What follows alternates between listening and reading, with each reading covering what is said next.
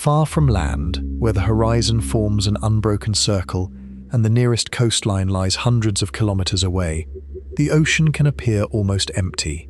There are no cliffs to reveal distance, no trees to provide scale, no buildings against which size can be judged. Only water, sky, and the long movement of swells passing beneath the surface. From the deck of a small research vessel, even a large animal can remain hidden in this vastness. A fin may rise for a second and vanish.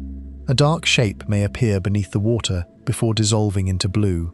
Then, somewhere ahead, the surface erupts. A column of breath rises into the air, with enough force to be seen from kilometers away.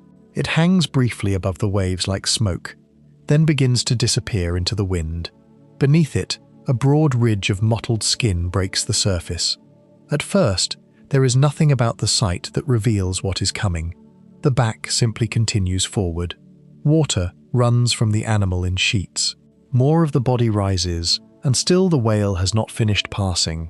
Seconds go by before a tiny dorsal fin finally appears far behind the place where the blow first emerged. It looks almost misplaced, as though someone attached the fin of a much smaller animal to the back of something impossibly long. Then the whale begins to sink. There is no dramatic leap and often no raised tail. The enormous body merely follows its own curve downward until the ocean closes above it. For a few moments, a smooth patch of disturbed water remains at the surface. The animal itself is gone. This is often how a blue whale first reveals its size, not all at once, but through delay. The breath appears here, the fin rises much later over there.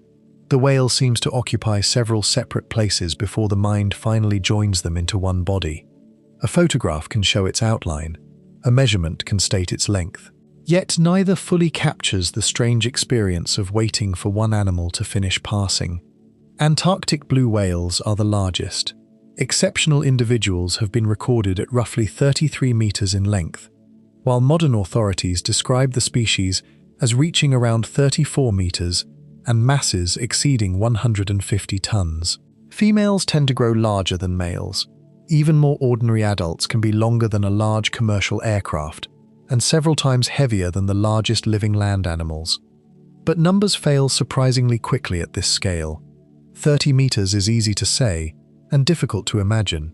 Place a blue whale upright beside a 10-story building, and the two would approach one another in height. Lay it across a basketball court, and its body could extend from one end to the other. Its mass can equal that of dozens of elephants, yet even this comparison feels incomplete, because elephants are solid, familiar objects seen on land. A whale is encountered as fragments, a breath, a back, a fin, a shadow beneath the boat. The rest remains hidden by water.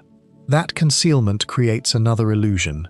From above, a blue whale can appear almost gentle in its movement. It rises slowly, breathes and slips beneath the surface with little visible effort. There is no flapping of limbs, no obvious struggle against its own weight.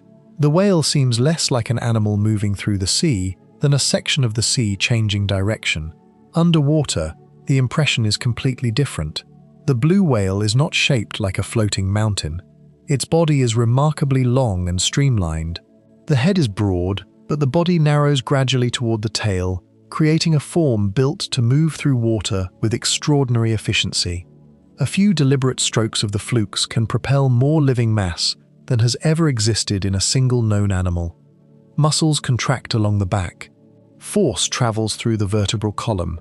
The tail bends downward, then upward, pushing against the ocean with an area large enough to dwarf a human swimmer. For most of its life, the whale has no reason to hurry. Energy is too valuable to waste.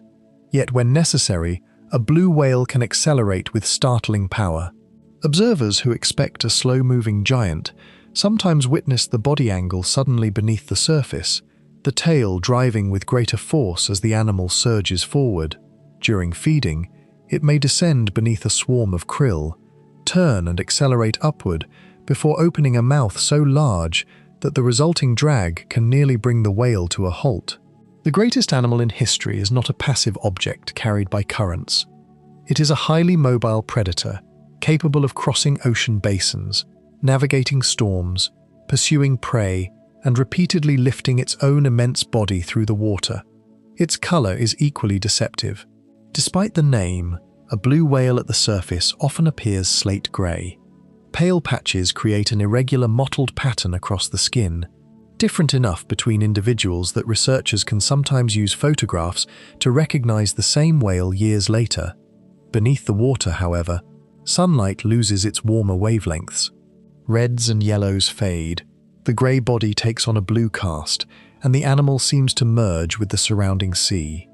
Seen from a distance, it becomes a long, pale shape suspended in the water, almost too large to belong to the same world as the fish swimming nearby. The skin is not perfectly smooth. Close enough, it carries scratches, scars, and small areas of discoloration left by parasites or encounters during a life spent traveling through enormous regions of ocean. Some blue whales bear marks from collisions with ships. Others carry evidence of attacks by killer whales, especially when young. Each pattern records a history that may stretch across decades and thousands upon thousands of kilometers. Still, even standing beside a skeleton in a museum does not recreate the living animal. Bones reveal length, but much of a blue whale's volume lies in muscle, blubber, blood, and flexible tissue. The skull may dominate an exhibition hall, yet in life it is wrapped inside a body built for motion. The lower jaws curve around an expandable throat. Pleats run beneath the mouth and along the belly, allowing the entire feeding pouch to balloon outward when the whale engulfs water. Blubber smooths the contours of the body. Organs fill spaces that a skeleton leaves empty. A mounted specimen is a blueprint. The whale itself is an event. No known dinosaur is believed to have exceeded the largest blue whales in total body mass. Some long-necked sauropods may have rivaled them in length, and estimates of ancient animals continue to change as new fossils are found and old reconstructions are revised. But length is not mass. The most enormous dinosaurs still had to support themselves against gravity. Their bones, muscles, and limbs placed limits on how much weight could be carried across land. A blue whale is supported by the water surrounding it. Its body can spread mass across a length no terrestrial skeleton could manage without collapsing under the load. This makes the animal larger than any known creature from the age most people associate with giants. Tyrannosaurs, titanosaurs, and immense prehistoric marine reptiles all seem to belong to a more extreme version of Earth, a time when nature experimented with forms no longer possible. Yet the largest animal did not live only in that vanished world. It survived into the present. Somewhere in the oceans today, an animal heavier than any known dinosaur may be rising toward the surface for breath. That fact is so familiar that its strangeness is easily lost. The blue whale appears in children's books, museum displays, and lists of world records. Most people learn very early that it is the largest animal on Earth, then carry the information without ever examining what it actually means. But the record is not merely impressive, it represents a biological problem. Every increase in size changes the rules governing a body. Volume grows faster than surface area. Organs must transport oxygen across greater distances. Muscles require more energy. Heat becomes harder to release. Bones, tendons, and blood vessels face increasing stresses. A heart cannot simply become larger forever without changing how it fills and pumps. Lungs must exchange enough air during brief moments at the surface. Nerves must carry signals across a body tens of meters long. Food must be found in quantities capable of supporting all of it. Scaling an ordinary animal upward would not work. Imagine enlarging a dog until it weighed 100 tons. Its legs would fail. Its heart would struggle to circulate blood. Its lungs would be unable to meet the demand. Structures perfectly functional at one size become impossible at another. The blue whale exists because evolution did not merely make a smaller whale bigger. It altered almost every system to operate at an entirely different scale. Even then, the whale approaches limits that scientists are still trying to understand. Research into whale gigantism suggests that body size is shaped by a balance between the energy an animal can obtain and the costs of finding and capturing food. Gigantic baleen whales succeed because dense prey patches allow each feeding event to deliver an enormous energetic reward. But their engulfment strategy also creates extraordinary drag and places physical limits on how often they can feed during a dive. The same mechanism that allowed them to become giants may also help explain why they did not become larger still. For the whale itself, none of this appears extraordinary. It does not know that its body exceeds every known animal before it. It does not experience itself as a world record. It follows currents, searches for krill, responds to distant calls and rises when the need to breathe becomes impossible to ignore. Its life is governed not by human measurements but by seasons, sound, and the movement of prey. Yet from the perspective of another animal, its scale can be overwhelming. A human diver beside an adult blue whale is not merely small, the proportions become difficult to process. The eye alone can seem to watch from the side of a moving wall. The jaw continues far beyond the diver. The body fades into blue before the tail is even visible. A person may swim with the whale for several moments while seeing only one small region of it, like a bird flying beside a building and mistaking a window for the whole structure. Despite this difference in size, blue whales rarely treat humans as meaningful objects. Their attention is directed elsewhere. A boat may be approached, passed, or ignored. A swimmer might be noticed briefly, though close encounters are uncommon and potentially dangerous simply because of the animal's mass. The whale does not need aggression to be powerful. A casual movement of the tail could displace enough water to throw a diver aside. Its strength is present even when almost completely restrained. That restraint may be part of what makes the animal so compelling. The largest body nature ever produced belongs not to a giant hunter armed with teeth, claws, or venom, but to a filter feeder whose main prey can be held between two fingers. Its mouth is immense, yet its throat is comparatively narrow. Its power could overwhelm almost anything nearby, yet most of its movements are measured and economical. The contrast feels almost designed to challenge expectation. An animal this large should seem dominant, but much of its existence is spent searching. It must find temporary gatherings of prey in an ocean covering most of the planet. It should seem invulnerable, yet its survival depends on microscopic plants, tiny crustaceans, and the exact timing of currents. It should be easy to study, yet individuals can vanish for months into waters too vast to follow. The world's largest animal is also one of its most difficult to observe. Even now, basic parts of blue whale life remain hidden. Scientists can attach temporary tags and record dives. Hydrophones can listen for calls. Photographs can identify returning individuals. Satellite systems can reveal journeys across entire seas. But no instrument follows every moment. Birth is rarely witnessed. Courtship is poorly understood. Some migration routes remain uncertain. Vast populations were nearly destroyed before anyone had learned where they traveled or how they lived. The animal that seemed impossible to overlook spent much of its history beyond human understanding. Perhaps that is because size creates false confidence. We assume that something enormous must also be obvious. But the ocean reverses that logic. Its scale can conceal even giants. A blue whale may surface close enough for its breath to be heard, then disappear beneath water several kilometers deep. From above, the place looks empty again. The largest animal that ever lived leaves almost no visible trace.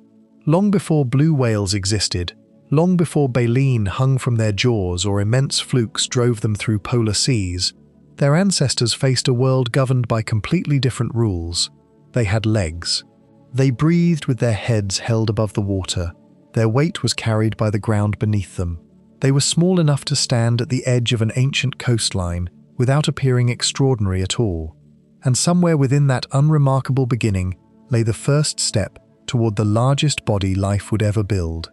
Millions of years before the first blue whale crossed the Southern Ocean, before the first great migrations linked the polar seas to warmer waters, and long before the largest animal in Earth's history ever drew its first breath, the story began in a place that would have seemed completely ordinary. There were no endless oceans stretching beyond the horizon, no towering walls of baleen filtering clouds of krill, and certainly no giants weighing more than 150 tons. Instead, there was a warm coastline shaped by shallow rivers, dense forests and broad wetlands, where small mammals searched for food beneath thick vegetation. At first glance, nothing about these animals suggested that one branch of their descendants would eventually become larger than every known dinosaur. They stood on 4 legs. They breathed air. They walked across solid ground. If you had seen one wandering beside an ancient river 50 million years ago, you would never have imagined you were looking at the distant ancestor of a blue whale. That is perhaps the most remarkable part of evolution. The greatest transformations rarely begin with dramatic changes. They begin with countless tiny advantages that, over immense spans of time, slowly reshape an entire lineage until the final result appears almost impossible to connect to its origins. One generation differs only slightly from the one before it. A slightly stronger swimmer survives more often. A slightly better hunter leaves more offspring. Tiny differences accumulate so gradually that no single generation notices the transformation taking place. Yet after millions of years, the descendants no longer resemble the animals that first began the journey. This story begins shortly after one of the greatest catastrophes in Earth's history. Around 66 million years ago, the asteroid impact that marked the end of the age of non-avian dinosaurs reshaped life across the planet. Entire ecosystems disappeared. Vast ecological opportunities suddenly became available to the mammals that had previously lived in the shadows. Over millions of years, mammals diversified into forms that occupied forests, plains, mountains, and coastlines. Some became predators, others grazed. Some climbed trees, while others returned to the rivers and lakes. Among those early mammals was a lineage that scientists now recognize as the beginning of the whale story. The earliest known relatives were nothing like modern whales. One of the best known is Pakicetus, an animal that lived roughly 50 million years ago in what is now Pakistan. At first glance, Pakicetus looked more like a wolf with unusually long legs than anything resembling a whale. It spent much of its time on land, yet its skull contained subtle features that hinted at something extraordinary. The bones surrounding its ear already showed adaptations linked to hearing underwater, suggesting that even before whales truly entered the sea, evolution had already begun modifying one of the senses that would become essential to life beneath the surface. Those changes did not happen because nature had a destination in mind. Evolution never plans ahead. Pakicetus was not trying to become a whale, it was simply surviving in an environment where rivers, estuaries, and shallow coastal waters offered abundant food. Individuals that spent more time hunting in the water gained access to prey unavailable on land. Fish, crustaceans, and other aquatic animals represented an entirely different source of energy. Every successful hunt rewarded traits that made swimming slightly easier. Better paddling movements, stronger tails, more streamlined bodies, better underwater hearing. None of these changes mattered because whales would one day exist. They mattered because they improved survival in the present. Over the next several million years, those advantages accumulated. New species appeared that divided their lives between land and water. One of the most extraordinary was Ambulocetus, whose name literally means the walking whale. It could still move across land, but its body had already begun shifting toward an amphibious lifestyle. Its legs remained powerful enough for walking, yet its feet and tail generated much of its propulsion while swimming. Looking at Ambulocetus today almost feels like watching evolution pause halfway through one of its greatest experiments. It no longer resembled an ordinary land mammal, yet it had not fully committed to life in the sea either. Imagine standing along a tropical shoreline 50 million years ago as one of these animals quietly slipped beneath the surface before reappearing several minutes later carrying a fish in its jaws.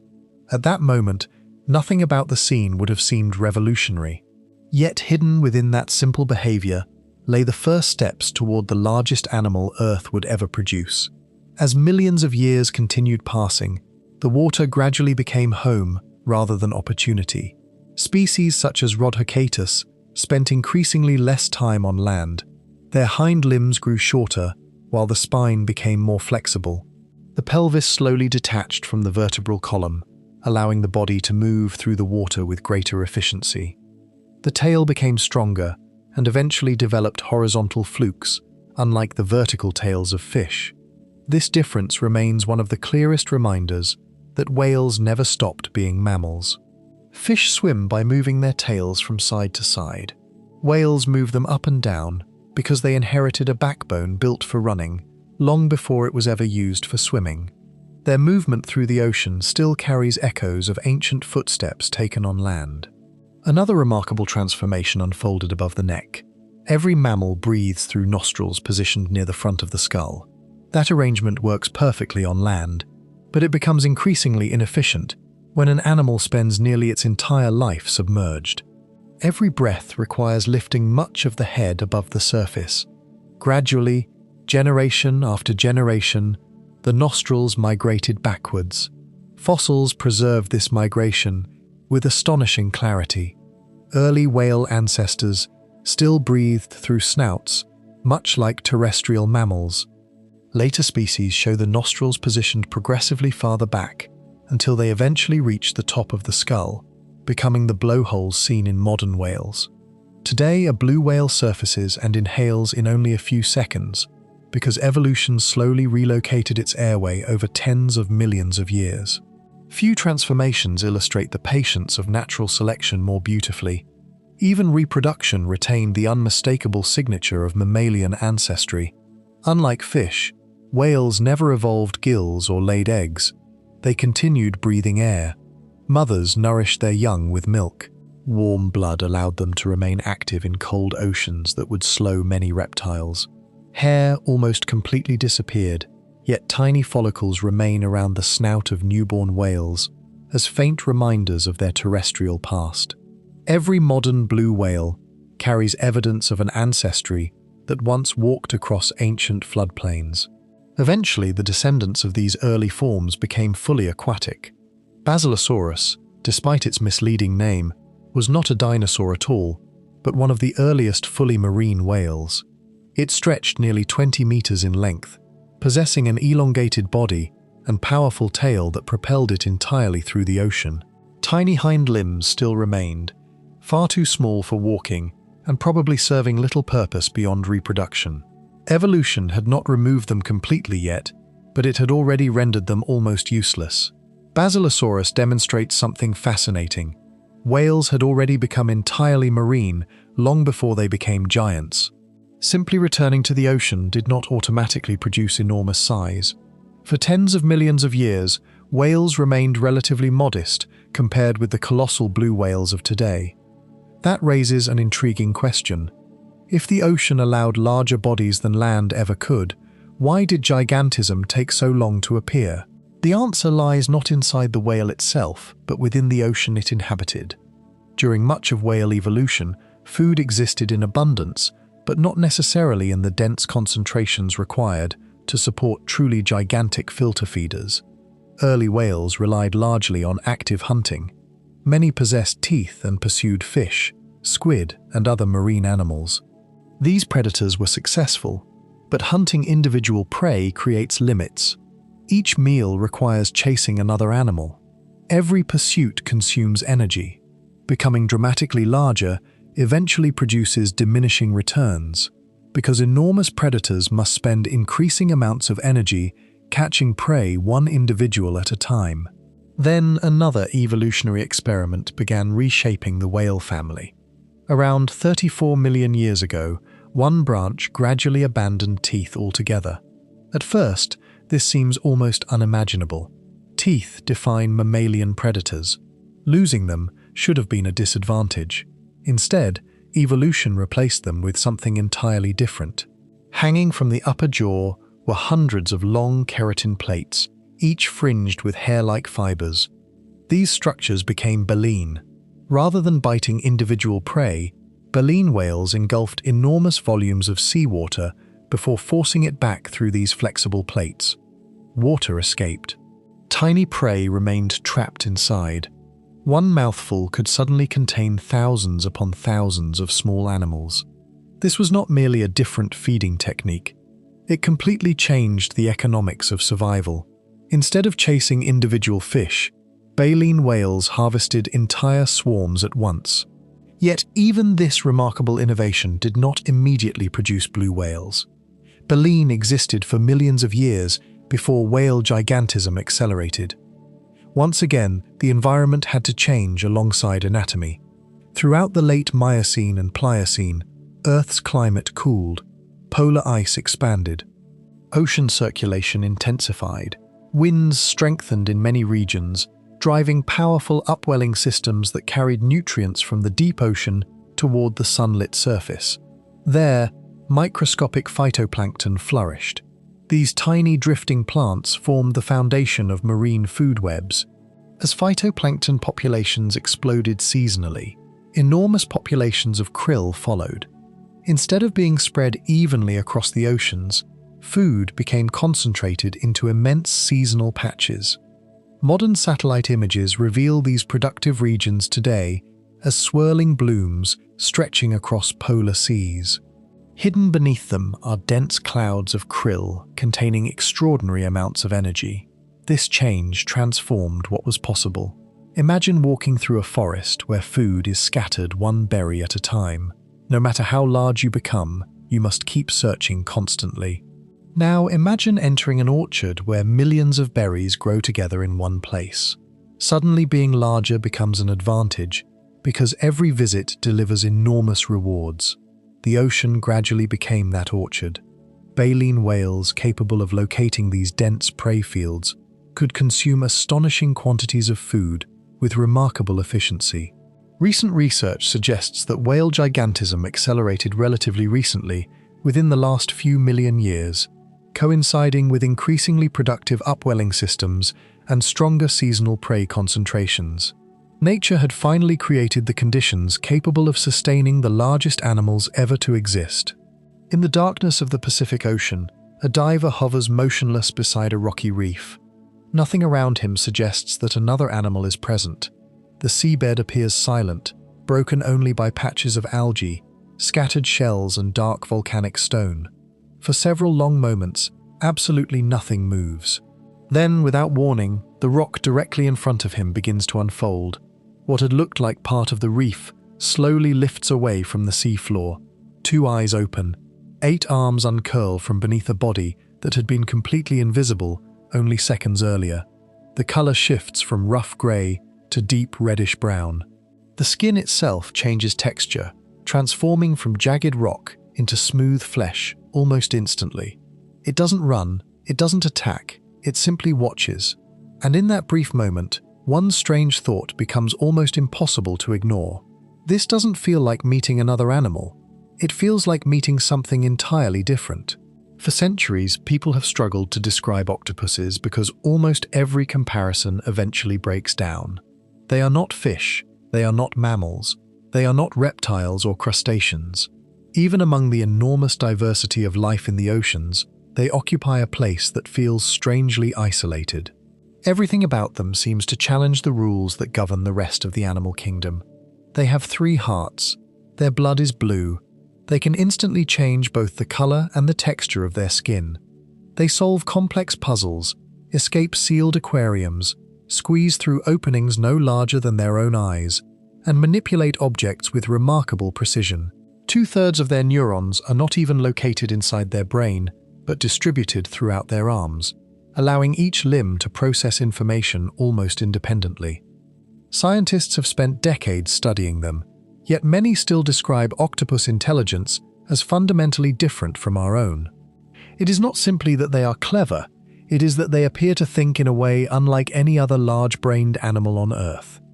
Yet despite all of these extraordinary abilities, almost everything most people know about octopuses barely scratches the surface.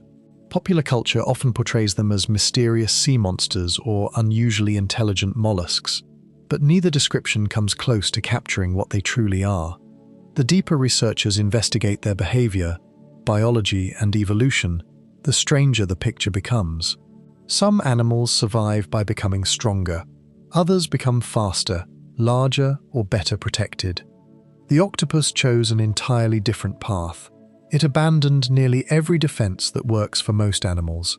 It has no protective shell, no claws, no sharp teeth capable of tearing apart large prey, no thick armor covering its body. It is almost entirely soft tissue. At first glance, it appears astonishingly vulnerable. And yet this vulnerable animal has survived for hundreds of millions of years in oceans filled with predators that should have made short work of such an exposed creature. Somehow, it succeeded not by becoming physically stronger than its enemies, but by becoming almost impossible to predict. Every encounter becomes a puzzle. Every escape is different. Every movement seems carefully calculated. This strategy has produced one of evolution's greatest masterpieces. Imagine seeing the ocean not as a collection of objects, but as an endless opportunity to disappear. Every grain of sand, every coral branch, every patch of seaweed becomes part of your own body. Instead of hiding behind rocks, you become the rock. Instead of fleeing into the reef, you become the reef itself. This is not an illusion in the way humans think about camouflage. It is an active conversation between an animal and its environment happening every second. Tiny, specialized cells beneath the skin expand and contract under direct nervous control, revealing different pigments almost instantly. Other cells reflect light in ways that create shimmering blues and greens. Still others scatter light, altering brightness and contrast. Beneath all of this, muscular structures reshape the skin itself into spikes, bumps, ridges, or smooth surfaces. Color alone would fool many predators. Texture completes the deception.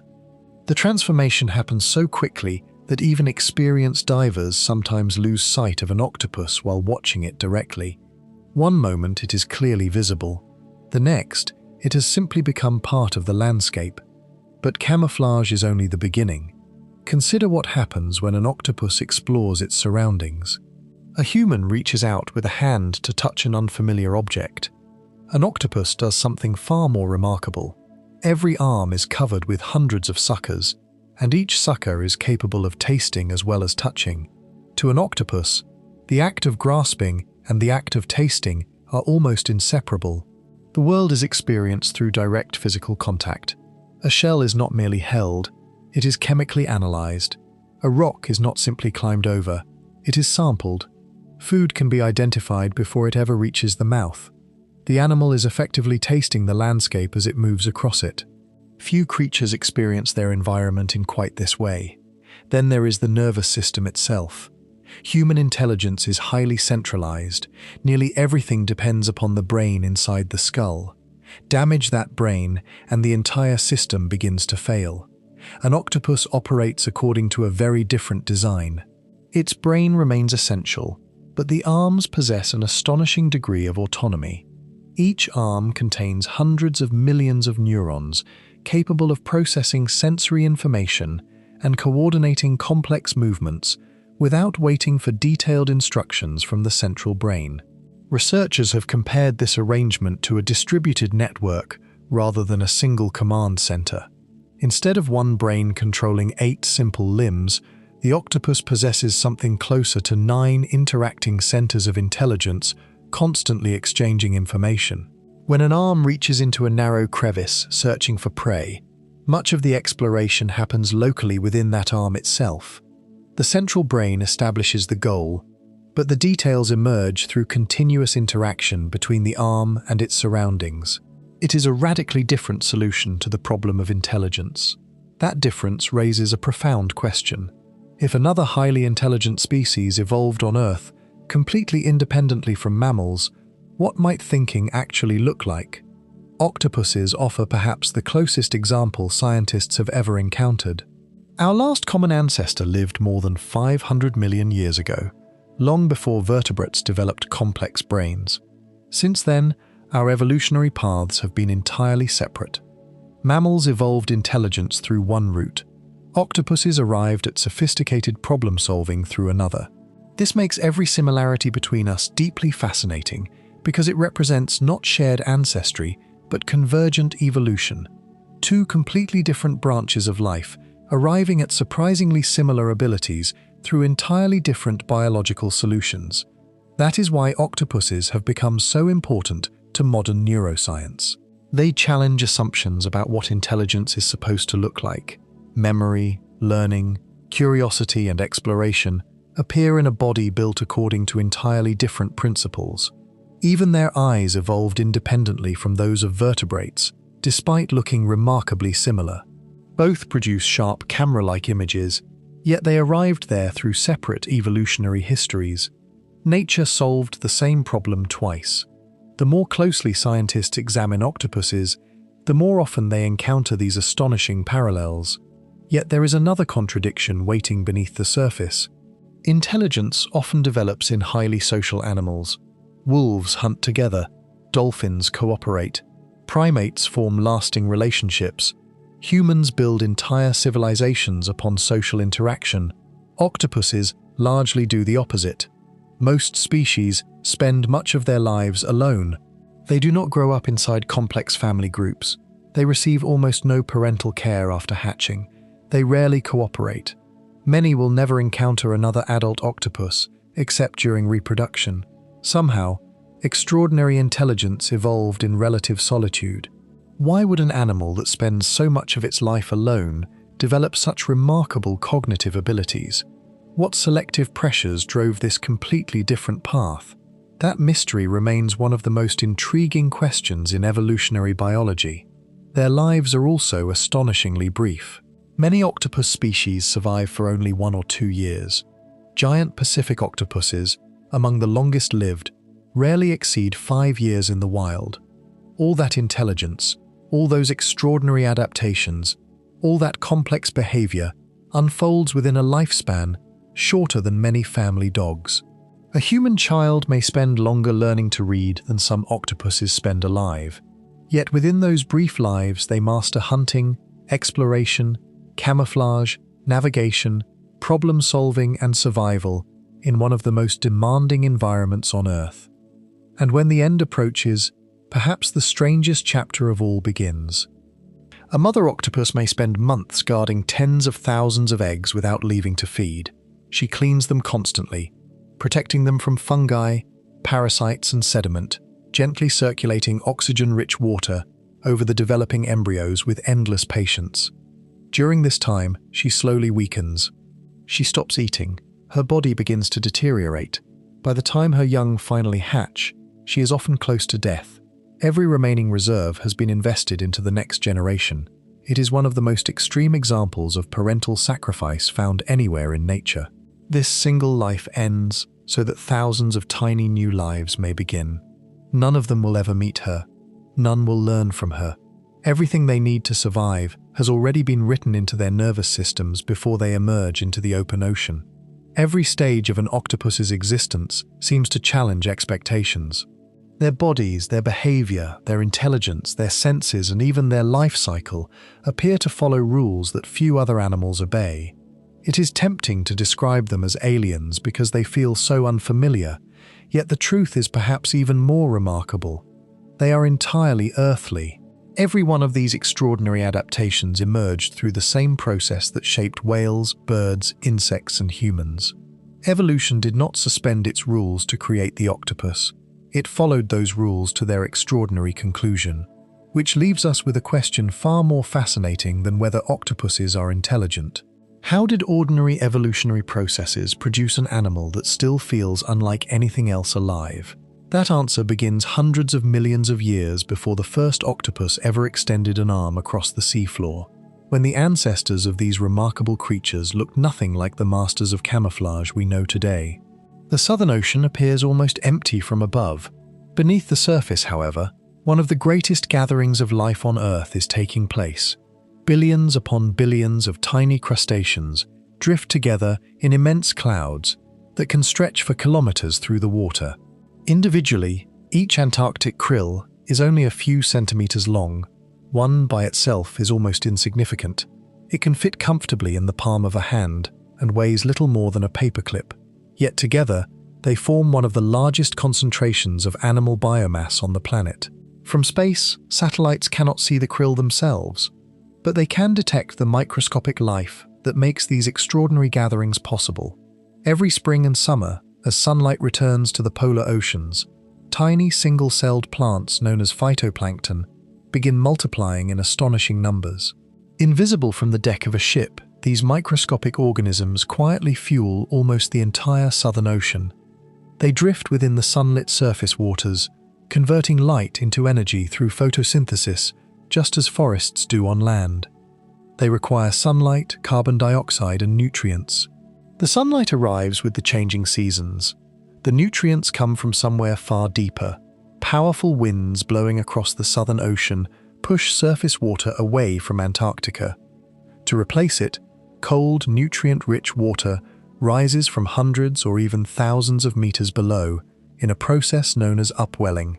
Locked within that deep water are nitrogen, phosphorus, iron, and countless other elements that have accumulated over time. When those nutrients reach the surface, phytoplankton respond almost explosively. Entire regions become biological factories. Krill follow these blooms with astonishing efficiency, feeding almost constantly as they convert microscopic plants into dense swarms of animal life. Every layer depends on the one beneath it. Sunlight feeds phytoplankton. Phytoplankton feed krill. Krill feed the largest animal ever known to exist. At first, this relationship seems almost absurd. It feels impossible that an animal weighing well over 100 tons could survive almost entirely on creatures scarcely larger than a human thumb. If someone had never seen a blue whale before and tried to imagine the diet of the largest animal in Earth's history, they might picture giant squid, massive fish, or even other whales. Evolution chose something completely different. Instead of becoming the ultimate hunter, the blue whale became perhaps the ultimate harvester. Yet even that description hides the true complexity of what is happening. Blue whales are not searching for individual krill. Doing so would waste enormous amounts of energy. A single krill contains almost no nutritional value for an animal of this size. Even 100 krill would barely matter. What the whale is searching for is density. It is searching for places where the ocean has concentrated millions of tiny animals into one moving mass. Imagine trying to collect grains of sand scattered evenly across an entire beach. The effort would never justify the reward. Now, imagine someone has piled those same grains into a single mountain. Suddenly, collecting them becomes worthwhile. The blue whale depends entirely upon the ocean creating those mountains of prey. Modern research using echo sounders has revealed just how unevenly krill are distributed. Vast areas of ocean may contain almost nothing, while nearby patches become astonishingly crowded with life. These swarms constantly shift in response to currents, predators, light levels, and changing water temperatures. They rise toward the surface at night before sinking deeper during the day in one of the largest daily migrations on Earth. Every feeding season becomes a race between predator and prey, not because the krill can outrun a whale, but because finding them in sufficient concentrations is surprisingly difficult. A blue whale cannot simply swim through the ocean with its mouth open, filtering whatever happens to drift inside. That popular image is far removed from reality. Every feeding attempt is expensive. Every mistake costs energy. Every dive represents an investment that must eventually produce a greater return. Before a single mouthful is taken, the whale must first locate a swarm worth pursuing. Scientists only began understanding how this happens after attaching temporary suction cup tags equipped with cameras, accelerometers, depth sensors, and hydrophones to free-swimming blue whales. These remarkable devices transformed the animals into living research platforms. For the first time, researchers could experience an entire feeding dive from the whale's perspective. What they discovered overturned many assumptions. Rather than attacking immediately after locating prey, blue whales often descend beneath the swarm first. They may dive well below the densest concentration of krill before turning sharply upward. Hidden beneath the prey, the whale begins to accelerate. At first, the movement appears almost effortless. The enormous tail rises and falls with slow, deliberate strokes. Speed gradually builds. Water rushes along the streamlined body. Muscles stretching the length of the back and tail coordinate with astonishing precision. Despite weighing more than 100 tons, the whale becomes surprisingly agile. Then, at exactly the right moment, the attack begins. The lower jaws swing outward in a movement unlike anything found in other mammals. Flexible tissues connecting the jaws allow them to spread dramatically wider than most people imagine possible. At the same instant, the pleated grooves running beneath the throat begin expanding. These grooves, which lay folded flat against the body only moments earlier, unfold like an enormous accordion. The mouth continues opening until it forms an immense cavity directly in the whale's path. What happens next seems to violate common sense. Rather than slicing cleanly through the water, like a streamlined torpedo, the whale deliberately transforms itself into one of the least aerodynamic shapes imaginable. Water rushes into the open mouth faster than it can escape. The throat pouch balloons outward, swelling into an enormous elastic reservoir capable of holding tens of thousands of liters of water mixed with countless krill. For a few remarkable seconds, it appears as though an entire section of the ocean has entered the animal. The cost of this maneuver is enormous. Hydrodynamic drag increases dramatically the instant the mouth opens. The whale, which had been accelerating powerfully only moments earlier, suddenly slows. Researchers have compared the effect to opening a giant parachute underwater. The forces involved are so great that every component of the feeding apparatus must work in perfect coordination. If scaled directly from smaller mammals, such tissues would likely fail under these stresses. Instead, evolution produced specialized collagen fibers, elastic connective tissues, and uniquely flexible jaw joints, capable of surviving repeated engulfments throughout the whale's life. Hidden within the lower jaw are specialized sensory organs that help coordinate this extraordinary sequence. These receptors monitor the movement and position of the jaws during engulfment, ensuring that muscles, nerves, and connective tissues remain precisely synchronized. Every lunge represents one of the most mechanically complex feeding events in the animal kingdom. The mouth finally closes. Now the whale carries an enormous mass of seawater inside its expanded throat pouch, yet almost none of that water is intended to be swallowed. Massive muscles lining the pouch begin contracting. Water is forced forward through hundreds of long baleen plates hanging from the upper jaw. Each plate consists of keratin, the same material found in human fingernails and hair. Their inner edges fray into thousands of fine fibers, forming an intricate filtering curtain. As water surges outward between these fibers, the krill remain trapped behind them. Gradually, the enormous volume of seawater disappears back into the ocean, while millions of tiny crustaceans collect inside the mouth.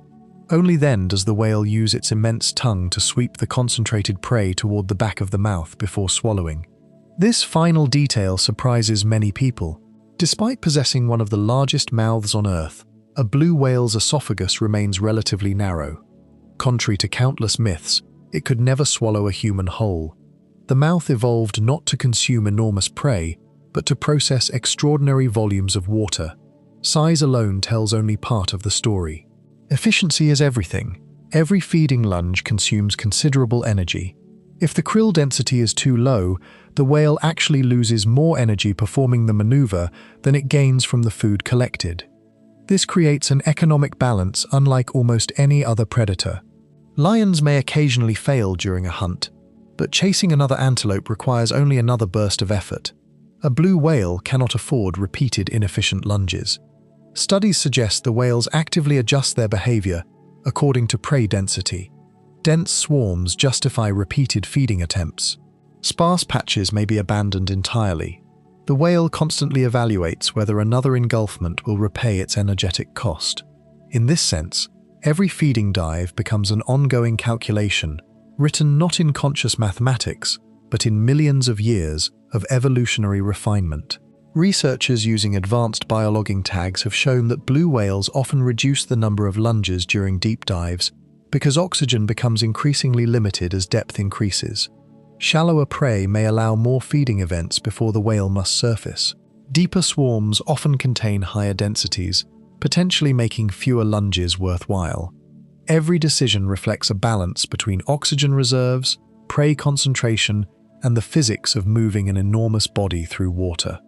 Nothing about feeding is random. Everything is optimized. During the most productive months of the year, particularly in polar feeding grounds, blue whales may consume several tons of krill each day. Even these astonishing numbers deserve context. They do not eat this way continuously throughout the year. Instead, Much of their annual energy intake is concentrated into relatively short seasonal windows when prey becomes exceptionally abundant. Throughout these feeding seasons, the whale is doing far more than satisfying immediate hunger. It is preparing for months still to come.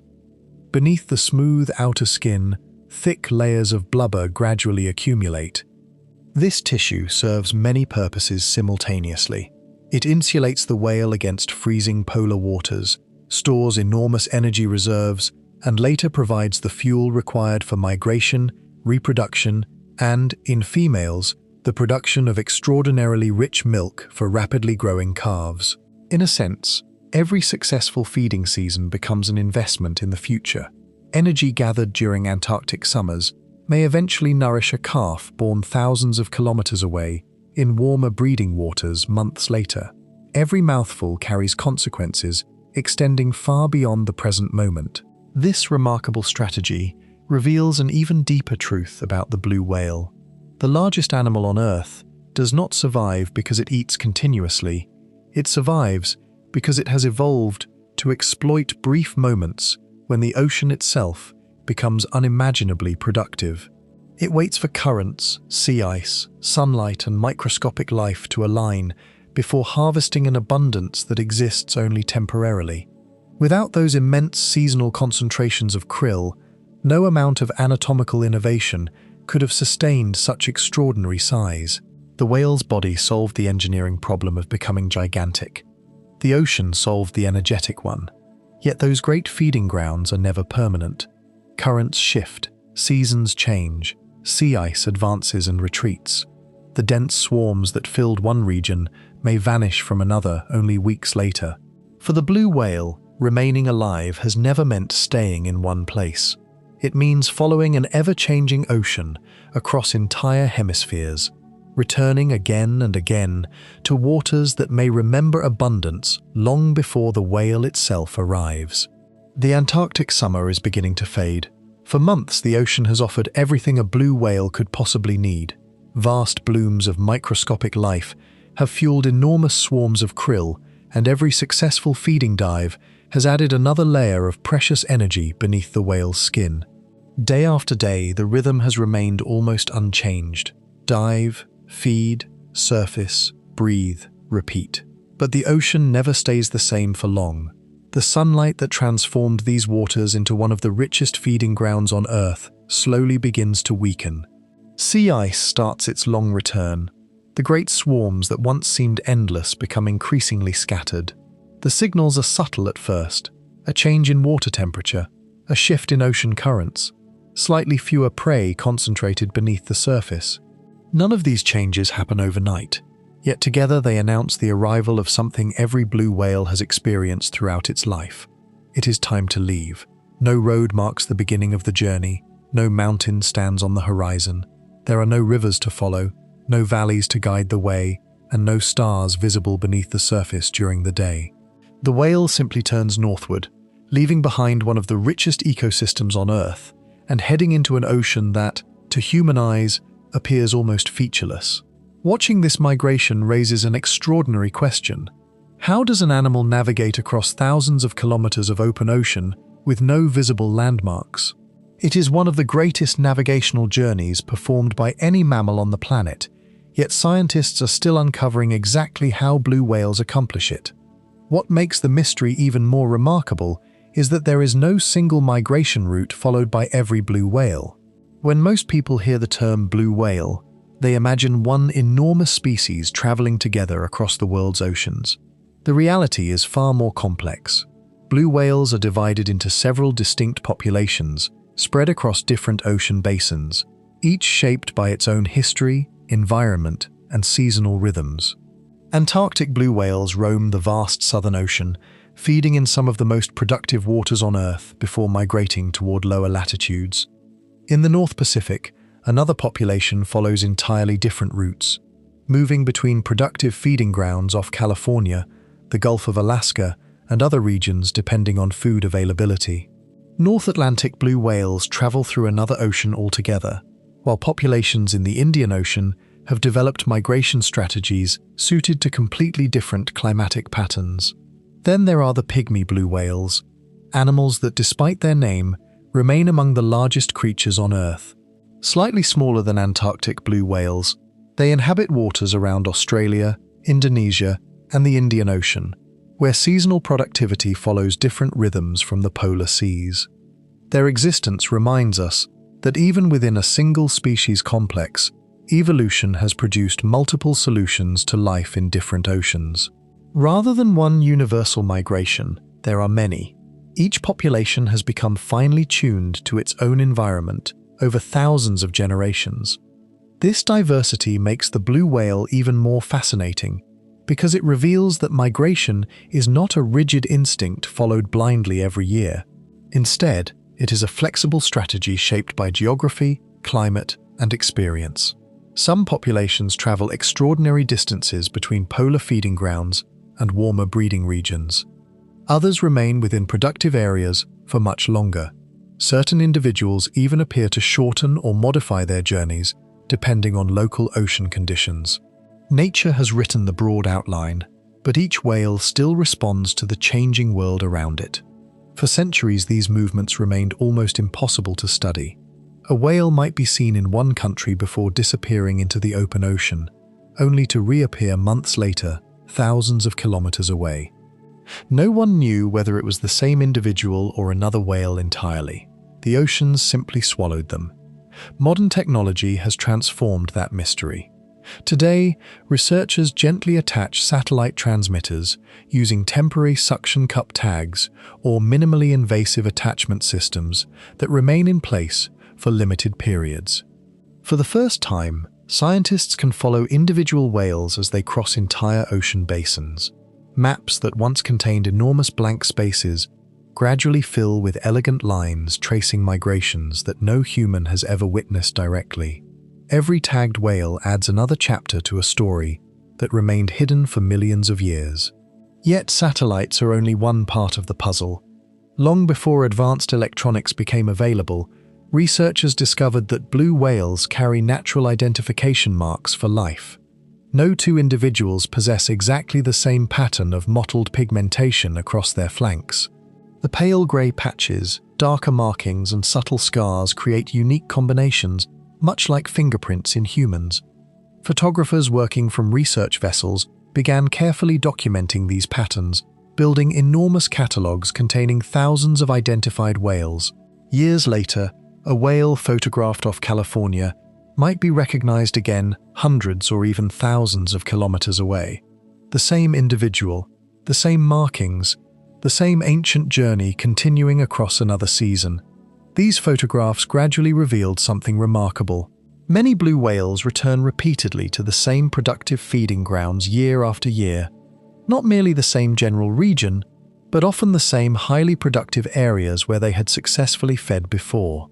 It is as though they remember where the ocean once rewarded them. Increasingly, scientists believe that memory plays a far greater role in whale migration than once imagined. Rather than simply reacting to whatever conditions they encounter, blue whales may build internal maps based on years, perhaps decades, of successful experience.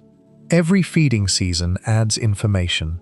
Every migration refines knowledge accumulated over an entire lifetime. Imagine returning to the same forest every autumn because generations of experience have taught you where fruit trees reliably produce the richest harvest. Blue whales appear to do something similar across an ocean covering millions of square kilometers. They remember places where productivity has consistently rewarded their journeys. This does not mean migration is automatic.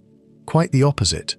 Recent research suggests whales continuously adjust their movements according to changing conditions. Ocean temperatures fluctuate, currents shift.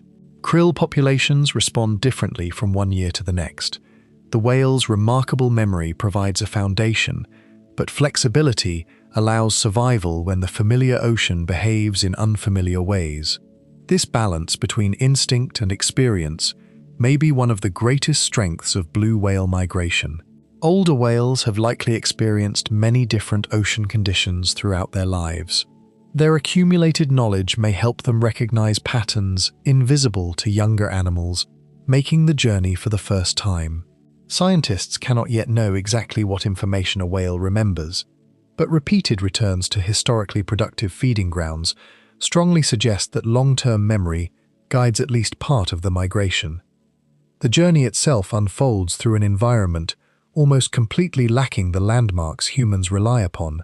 A sailor can navigate by coastline, islands, or lighthouses. A bird may recognize rivers, mountain ranges, and forests from the air. Beneath the surface, those visual references disappear. Instead, whales inhabit a world defined by gradients rather than boundaries.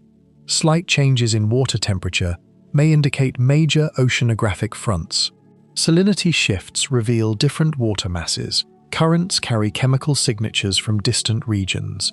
The Earth's magnetic field may provide directional information, although its exact role remains under investigation.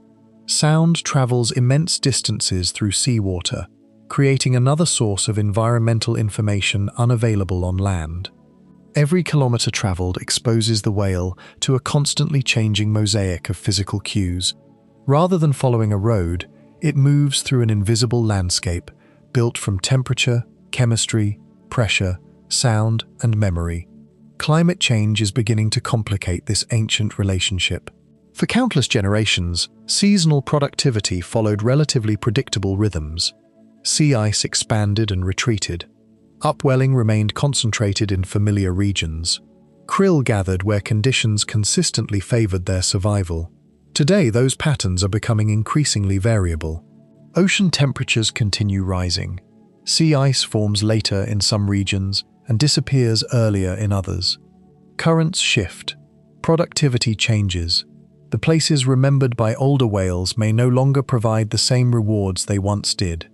This creates one of the most fascinating and concerning questions facing marine biologists today.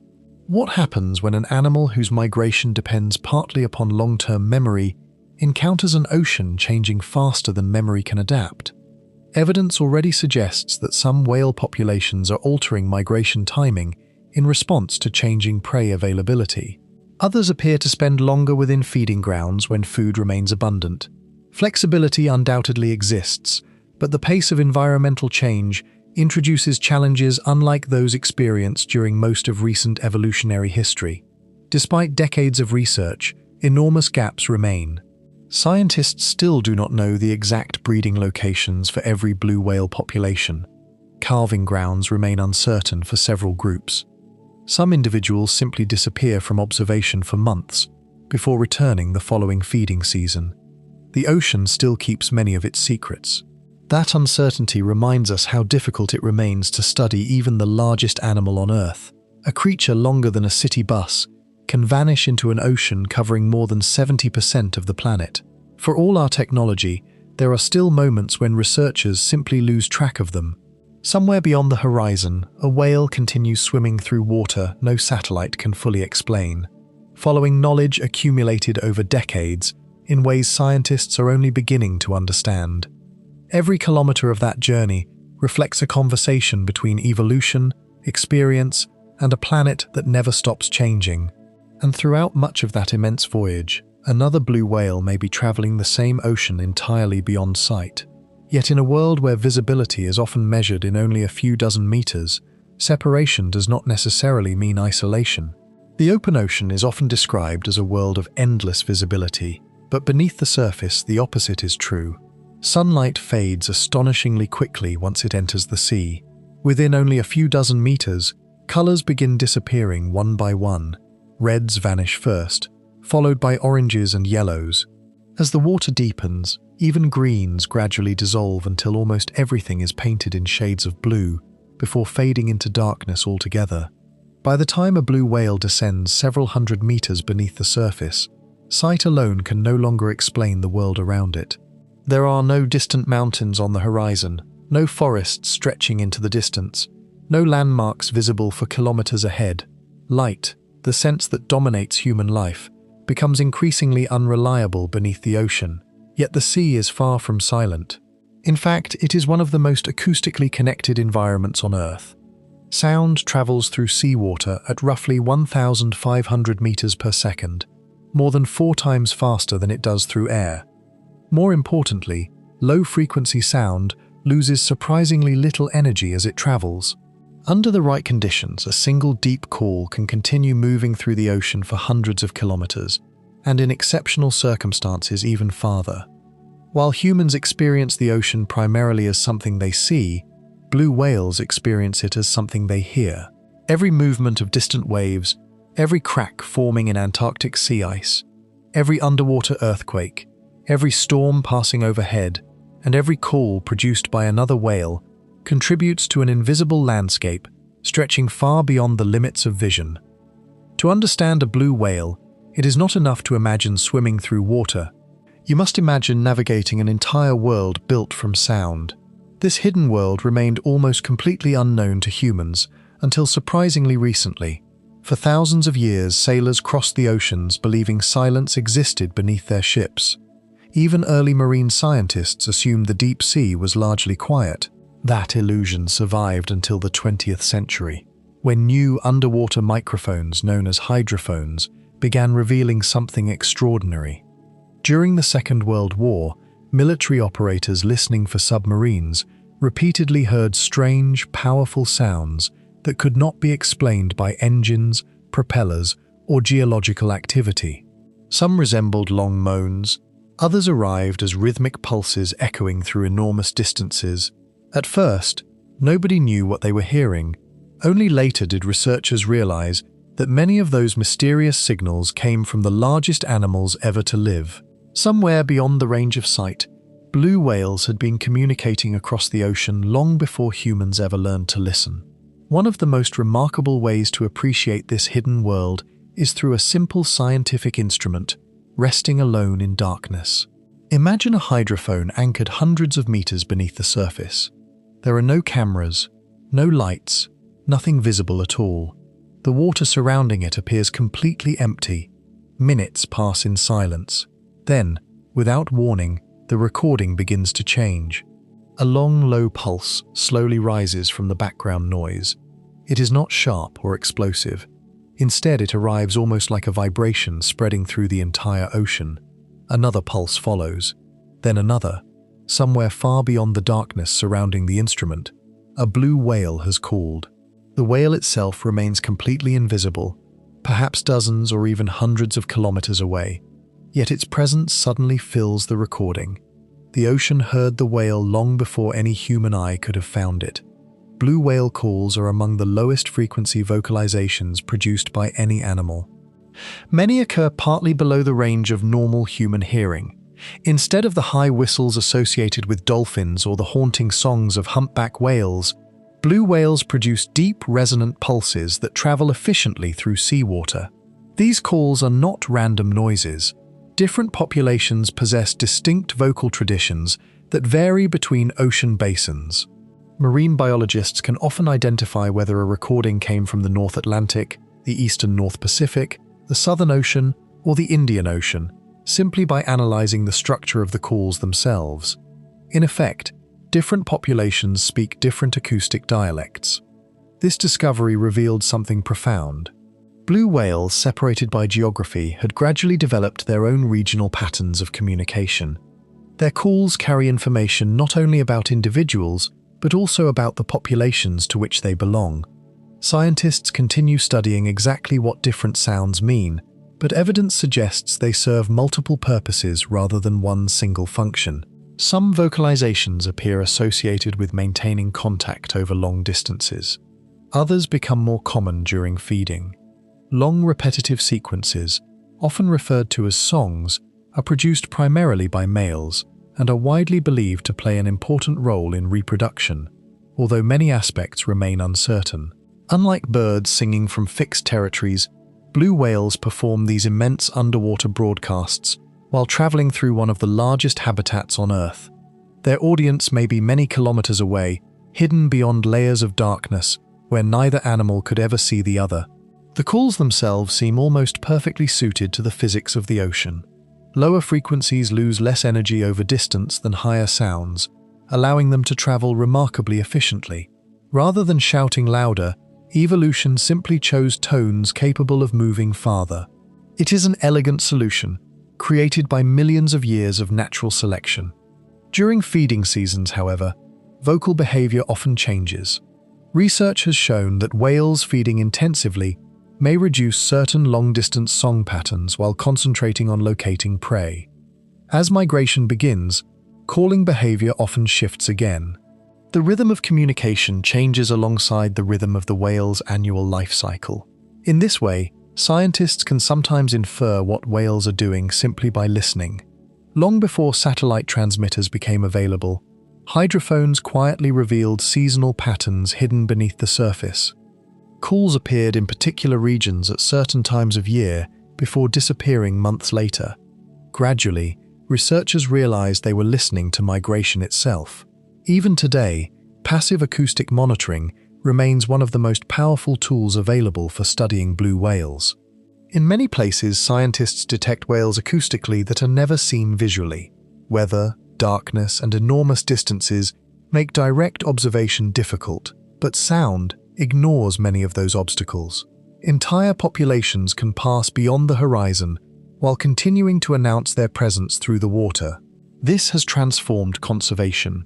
Hydrophone networks now help identify migration corridors, feeding grounds, and seasonal habitat use in places where regular visual surveys would be almost impossible. Yet among all the discoveries made through decades of listening, one remains especially mysterious. Across several blue whale populations around the world, researchers have documented a gradual decline in the pitch of their songs over recent decades. The phenomenon appears widespread, but nobody can say with certainty why it is happening. Numerous explanations have been proposed. Perhaps recovering populations require less powerful calls because nearby whales are becoming more common. Perhaps changes in ocean noise influence vocal behavior. Perhaps improvements in body condition alter sound production. Other hypotheses remain under investigation. What makes the mystery so compelling is that the trend appears across geographically separated populations. The whales are changing something fundamental about their communication, and scientists still do not fully understand the reason. It is a reminder that even after decades of research, blue whales continue keeping important secrets. The ocean itself is changing as well. For millions of years, natural sounds dominated this underwater world. Wind created waves. Ice cracked and shifted. Rain struck the surface. Earthquakes echoed through the crust. Whales, fish, and countless invertebrates added their own voices to the soundscape. During the last century, however, humans introduced an entirely new layer of noise unlike anything evolution had previously encountered. Commercial shipping now spans nearly every major ocean.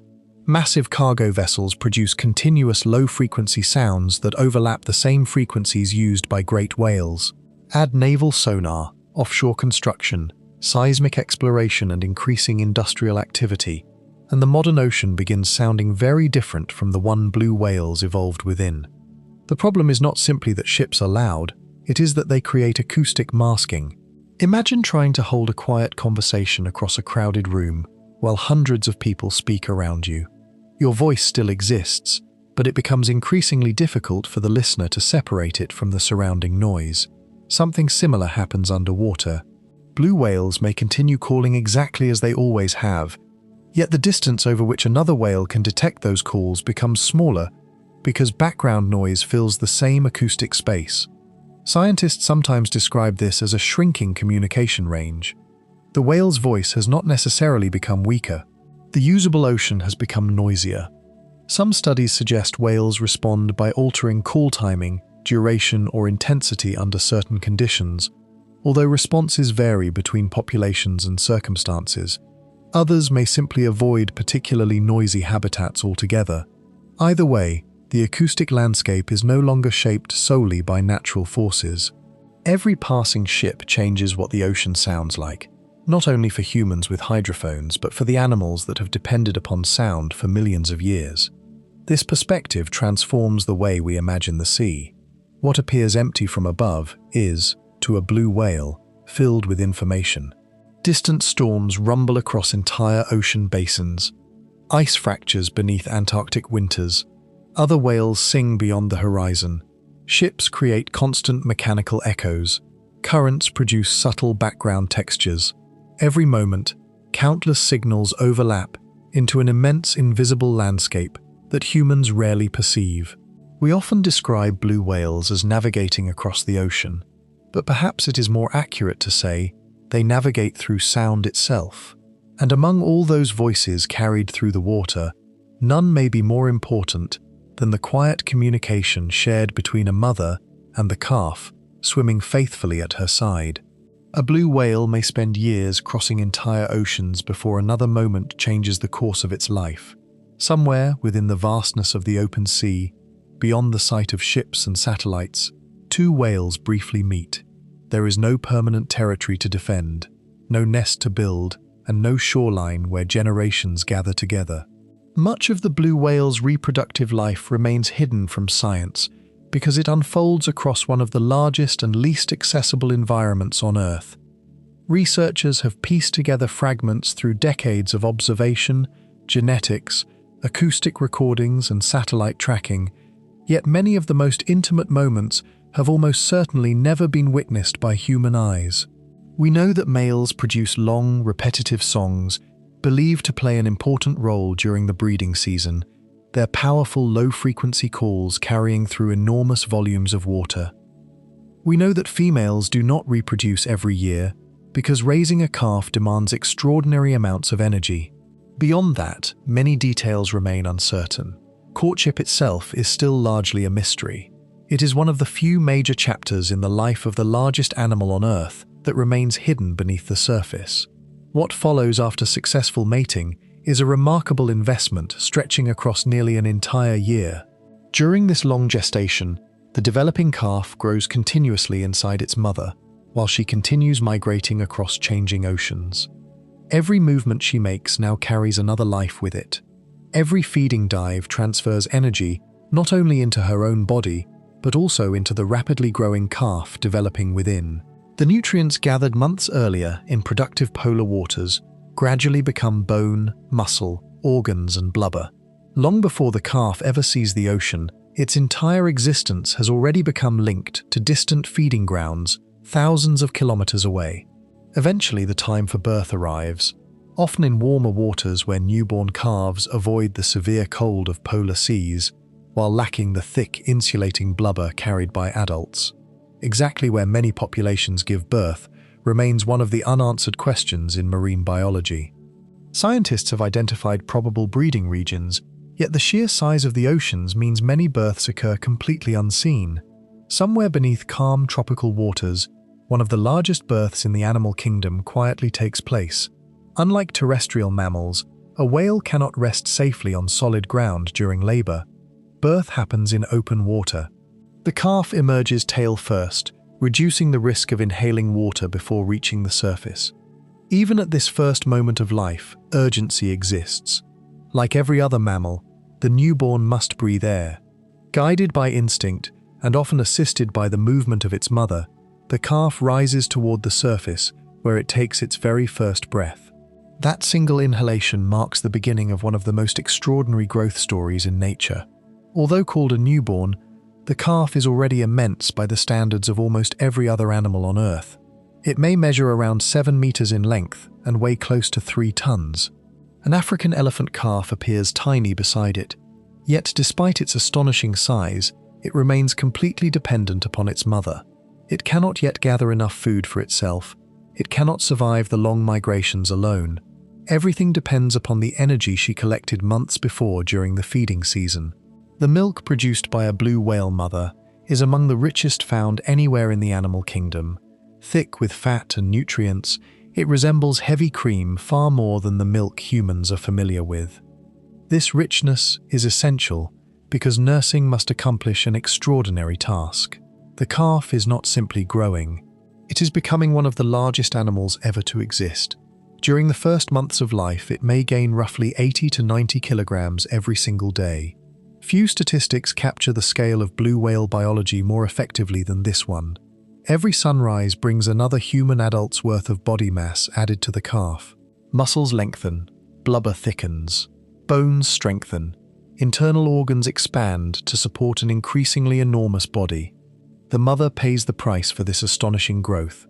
Producing such energy-rich milk requires vast reserves accumulated during previous feeding seasons. Throughout lactation, she draws heavily upon blubber stored beneath her own skin. In many cases, she feeds relatively little, while nursing compared with the enormous demands placed upon her body. Months earlier, every successful mouthful of krill represented a future investment in a calf that had not yet been born. The energy now flowing into the young whale began as microscopic phytoplankton drifting beneath Antarctic sunlight. It passed into krill, into the mother's body, and finally into milk. The journey of that energy stretches across entire ocean basins before becoming new life. The relationship between mother and calf extends far beyond nutrition. Throughout the first months, the calf remains astonishingly close to her side. To an outside observer, it may appear almost shadow-like, matching her movements with remarkable precision. When she surfaces, the calf surfaces. When she dives, it follows. This constant proximity provides safety, guidance, and an opportunity to learn. Scientists believe communication between mother and calf includes both vocalizations and physical positioning. The exact nature of these exchanges remains difficult to study, but observations suggest mothers may reduce the intensity of certain calls while calves remain nearby, perhaps limiting the chance of attracting unwanted attention while maintaining close contact. Every day becomes a lesson in survival. The calf gradually learns the rhythm of breathing. Unlike humans, whales do not breathe automatically while asleep. Every breath requires conscious action. The young whale quickly learns to coordinate surfacing with movement, developing patterns that will continue throughout its entire life. It also learns how to swim efficiently beside an animal many times its own size. The powerful movements of the mother's flukes create complex currents through the surrounding water. Staying in the right position allows the calf to conserve valuable energy during long-distance travel. Slowly, almost imperceptibly, experience begins replacing instinct. Migration itself becomes part of the education. As mother and calf travel together, the younger whale experiences changing temperatures, ocean currents, feeding grounds, and acoustic landscapes for the first time. It is impossible to know precisely what memories remain from these early journeys, yet researchers increasingly suspect they help shape migration behavior later in life. The routes followed as a calf may become the foundation upon which future migrations are built. The ocean itself becomes the classroom. Eventually, another major transition approaches. The calf must begin feeding independently. Weaning does not happen in a single dramatic moment, but through gradual change as milk becomes less important and krill begins providing an increasing share of nutrition. Learning to feed successfully is far more complex than simply opening the mouth. The young whale must discover how to locate prey, recognize productive feeding grounds, and perform the highly coordinated lunge feeding behavior that defines adult blue whales. Every successful feeding attempt represents another step toward independence. Even after weaning, true maturity remains many years away. Blue whales grow slowly compared with smaller marine mammals. Sexual maturity is generally reached between 5 and 15 years of age, depending upon population, sex, and environmental conditions. During this time, the whale continues refining migration routes, feeding strategies, and seasonal behavior. It becomes another individual shaped not only by instinct but also by experience accumulated across countless journeys through changing oceans. This slow life history has profound consequences. Female blue whales do not produce calves every year. Gestation lasts many months. Nursing demands enormous energy and recovery before another pregnancy requires time. A single female may produce relatively few calves across an entire lifetime. This strategy succeeded for millions of years because adult blue whales had few natural predators.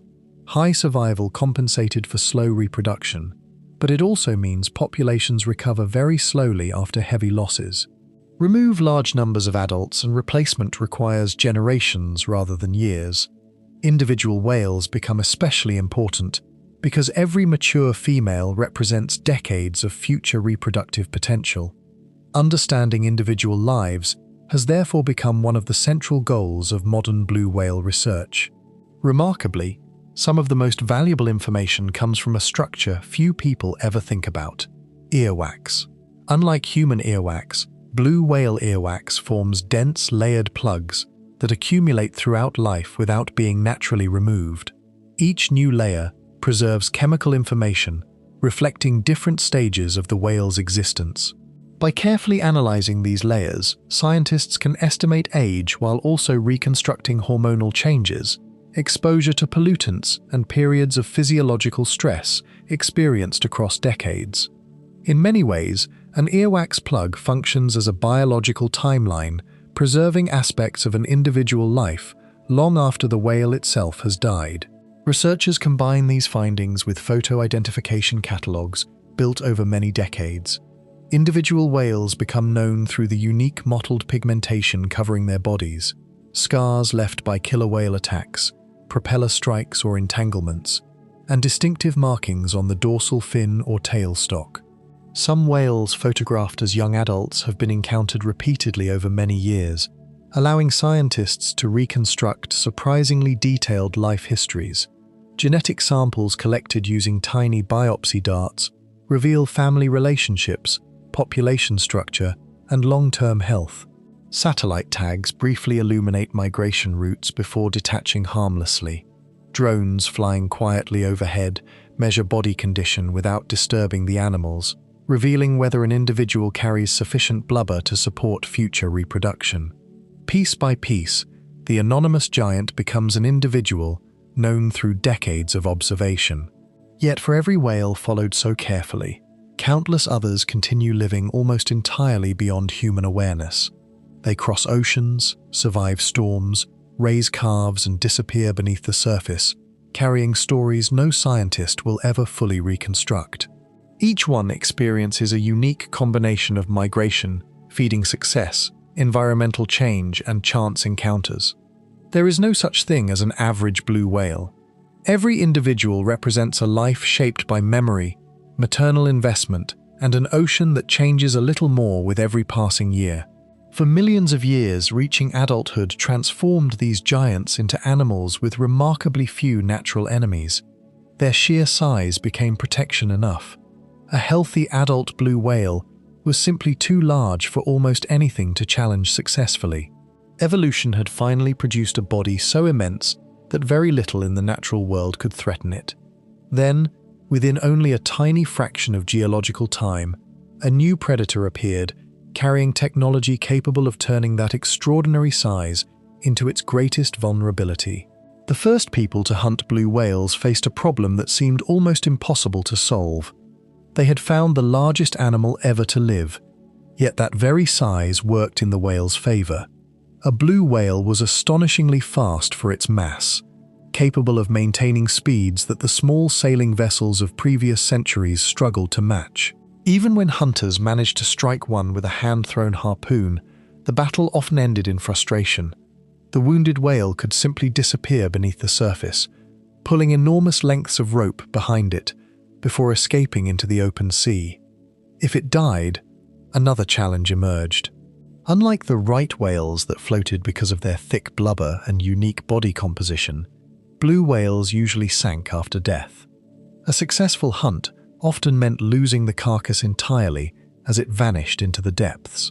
For generations, this made blue whales an impractical target. They were simply too large, too powerful, and too difficult to recover. Ironically, the greatest animal ever created was protected not by weapons or aggression, but by physics and the limitations of human technology.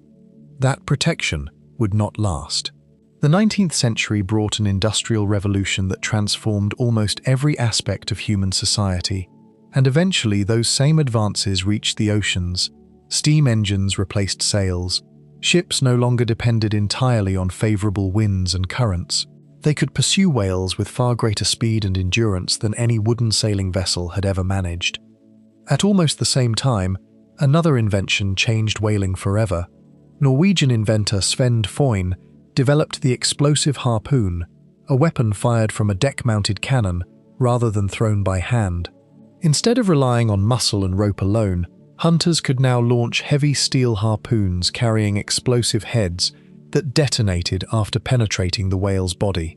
For the first time in history, the largest and fastest baleen whales became practical targets. One technological breakthrough quickly led to another. Engineers devised systems for pumping compressed air into whale carcasses, preventing them from sinking after death. What had once disappeared beneath the ocean floor could now be kept afloat until processing. Soon afterwards, floating factory ships began operating far from land, allowing fleets to remain at sea for months while processing whales directly on board. Instead of returning to coastal stations after every successful hunt, entire industrial operations moved into the whales' own feeding grounds. The oceans themselves became floating factories. This was not merely an improvement in hunting efficiency, it was the beginning of industrial-scale extraction, unlike anything blue whales had ever encountered during millions of years of evolution. Every innovation removed another obstacle that had once protected them. Steam-powered catcher boats eliminated the advantage of speed.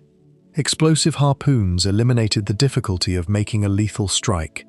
Air pumps eliminated the problem of sinking carcasses. Factory ships eliminated the need to return to shore. One by one, the natural defenses that had safeguarded blue whales for countless generations disappeared within only a few decades. The Southern Ocean became one of the primary targets. Every austral summer, enormous numbers of blue whales gathered there to exploit the extraordinary concentrations of Antarctic krill. The same feeding strategy that had allowed evolution to create giants also concentrated them into predictable regions.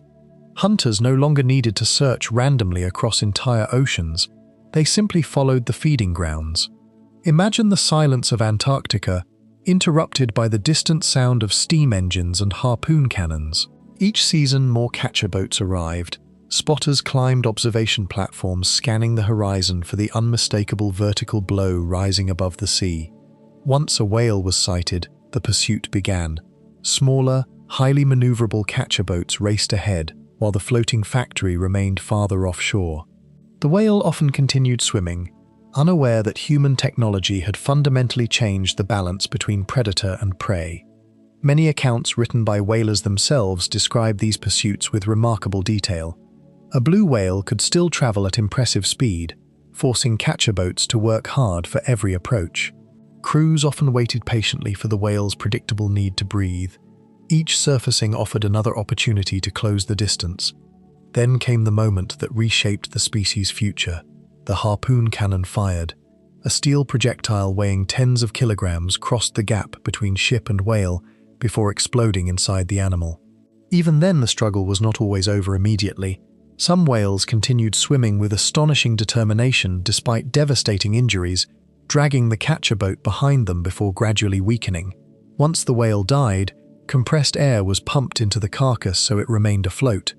A flag marked its location while the catcher resumed hunting, sometimes leaving several dead whales drifting across the ocean until they could all be collected later by the factory ship. There, the real industrial process began. Massive winches hauled the body onto a stern slipway. Teams of workers using long flensing knives stripped away blubber in enormous sheets. Every useful part of the animal was processed.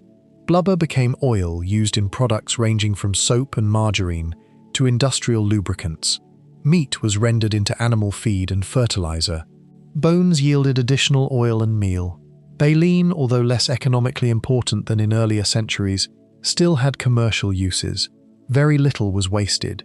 To the industry, a blue whale was not an individual life spanning decades of migration and memory. It was raw material measured in tons. The economics encouraged relentless expansion. Larger whales produced greater quantities of oil and other valuable products, making blue whales among the most profitable targets available. Success attracted investment.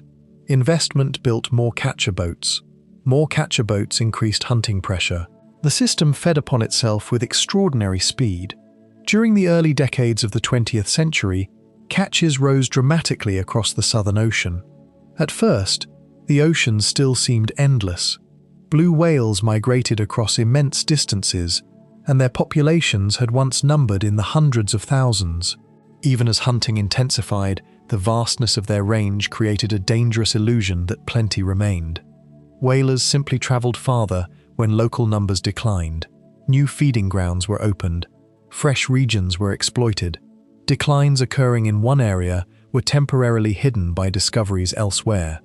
Few people realized they were witnessing the rapid collapse of the largest animal on Earth. Scientists themselves struggled to assess the true scale of the losses. Reliable population estimates barely existed before industrial whaling began. Species identification was not always accurate in historical records, with different baleen whales sometimes recorded incorrectly or grouped together. International oversight remained weak, while commercial incentives strongly favored continued harvesting. By the time evidence of severe declines became undeniable, many populations had already been devastated. Some Antarctic regions that once echoed with the calls of countless blue whales grew eerily quiet. One of the darkest chapters emerged only decades later. During the Cold War, Soviet whaling fleets secretly continued hunting protected species while systematically falsifying official catch records. Thousands of illegally killed blue whales were hidden within fabricated reports submitted to international authorities.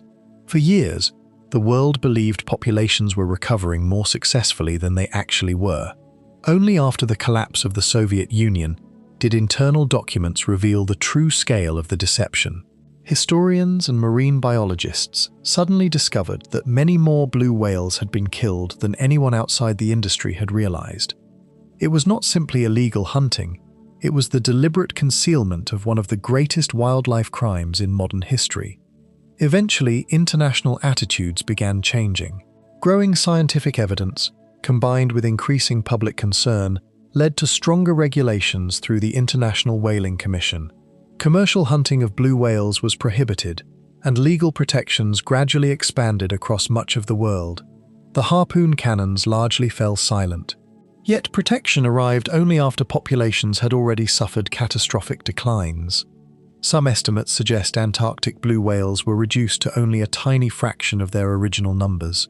Recovery would prove painfully slow because of the species' own biology. A female blue whale cannot replace decades of losses quickly. She carries a calf for many months, nurses it for another extended period, and often waits several years before reproducing again. Every generation requires time. Every missing adult represents not just one lost whale, but decades of future reproductive potential removed from the population. Even today, recovery remains uneven. Certain populations show encouraging signs of gradual increase, while others remain critically small or recover only slowly. Legal protection ended most commercial hunting, but it could not instantly restore what had taken millions of years to evolve and only a century to nearly erase. The consequences reached beyond the whales themselves. The Southern Ocean once carried the voices of vast numbers of blue whales communicating across enormous distances. As populations collapsed, that acoustic landscape changed. Hydrophones deployed decades later recorded far fewer calls than would once have filled those waters. The silence was ecological as much as emotional. Nutrients transported by migrating whales declined. Whale falls reaching the deep sea became less common. Entire processes linking different parts of the marine ecosystem were weakened before scientists fully understood they existed. It remains one of history's greatest lessons in unintended ecological consequences. Humans nearly removed a species before discovering how deeply connected it was to the functioning of the ocean itself. Looking back, perhaps the most astonishing fact is not that industrial whaling became so efficient, but how quickly it unfolded. Blue whales evolved over tens of millions of years. Their migration routes, feeding strategies, and reproductive rhythms were refined across countless generations. Industrial hunting transformed that relationship in little more than a human lifetime. An evolutionary success story stretching across geological time encountered an industrial system that operated according to entirely different timescales. Nature measured success in millions of years. Industry measured it in annual production. The difference proved devastating. Today, when a blue whale surfaces beneath the same skies its ancestors once traveled, it no longer faces fleets of catcher boats armed with explosive harpoons. But the oceans those whales continue crossing have not returned to the world that existed before industrial whaling. the greatest danger has changed its appearance. Instead of pursuing whales directly, it now travels along the same migration routes in forms that are quieter, more widespread, and often invisible until the moment of collision. The modern ocean no longer hunts blue whales with harpoons, yet it still asks them to survive in a world that has changed more rapidly during the last century than at almost any other point in their evolutionary history. A whale leaving Antarctica today follows many of the same migration routes its ancestors traveled thousands of years ago. The currents are still there. The changing seasons still guide the movement of krill. Ancient instincts still encourage the long journey toward breeding grounds. But woven into those same waters is an entirely new network that evolution never prepared them for.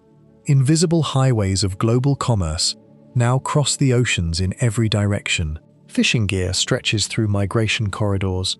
Industrial noise fills waters that were once dominated by the sounds of waves, weather, and whales.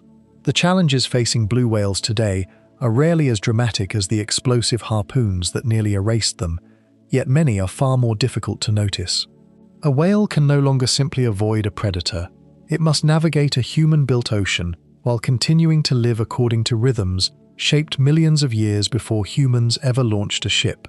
One of the greatest dangers arrives not with aggression, but with momentum. From the bridge of a modern cargo vessel, the ocean ahead often appears almost empty.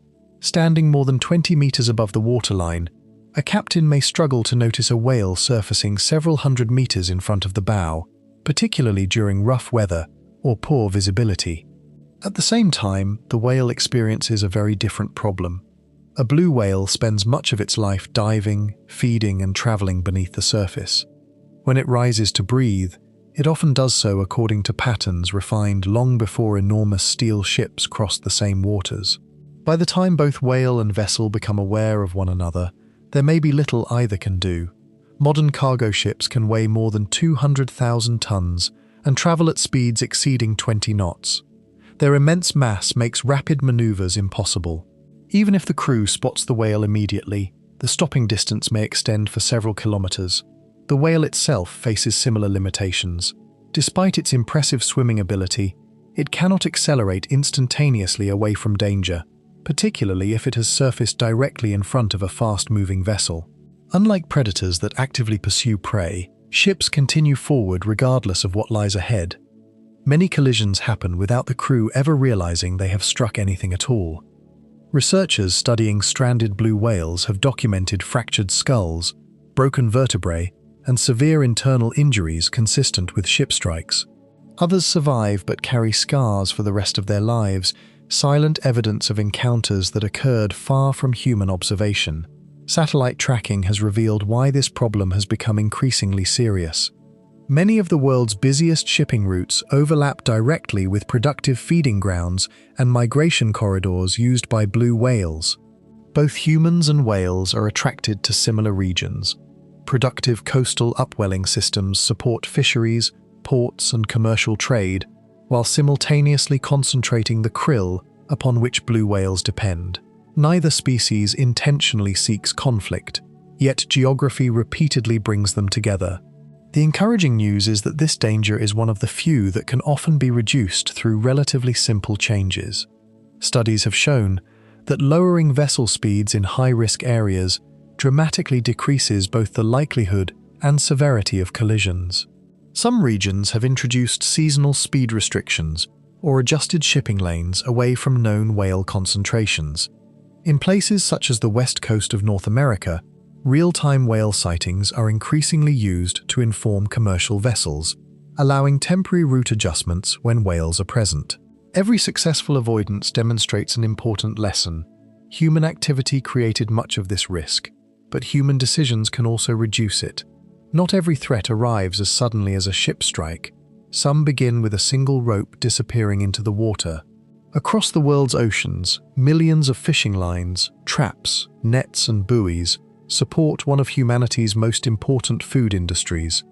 Most perform exactly as intended, harvesting fish and shellfish with remarkable efficiency. Occasionally, however, that same equipment becomes an unintended hazard for animals that were never meant to encounter it. Blue whales are particularly vulnerable because of their immense size and feeding behavior. During a feeding lunge, a whale engulfs vast quantities of water while moving rapidly through the upper ocean. Ropes suspended vertically from traps or long sections of floating gear may become wrapped around the body, tail, or mouth. Unlike smaller animals that might immediately break free, the sheer power of a blue whale creates a different problem. It often continues swimming while dragging the gear with it. The struggle may last for weeks or months. Heavy ropes cut slowly into blubber. Constant drag increases the energy required for every dive, every migration, and every feeding attempt. Some whales eventually free themselves, leaving deep scars that researchers later photograph and identify. Others remain entangled long enough for exhaustion, infection, or starvation to become life-threatening.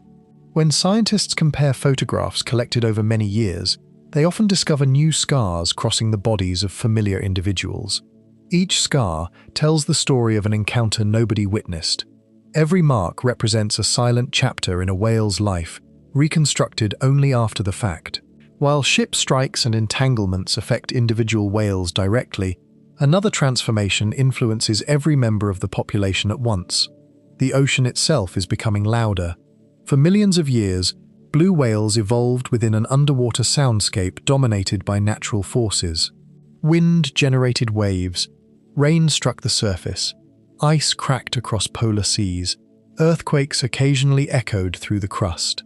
Above all, whales communicated across immense distances using low-frequency calls perfectly adapted to the physical properties of seawater.